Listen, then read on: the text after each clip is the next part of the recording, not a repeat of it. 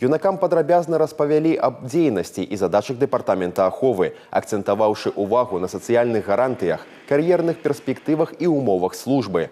Пагаварылі аб прэстыжнасці службы, падкрэсліўшы важнасць яе ў ахове аб'ектаў і забеспячэнні грамадскай бяспекі.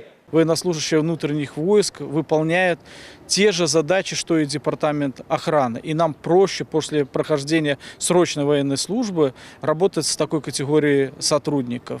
У них есть отдельные преференции при поступлении для дальнейшей службы в Министерство внутренних дел, потому что эти сотрудники прошли курс молодого бойца, они прошли 1,5 года службы, выполняя задачи по патрулированию городов, выполняя иные задачи, которые ставятся командованием внутренних войск.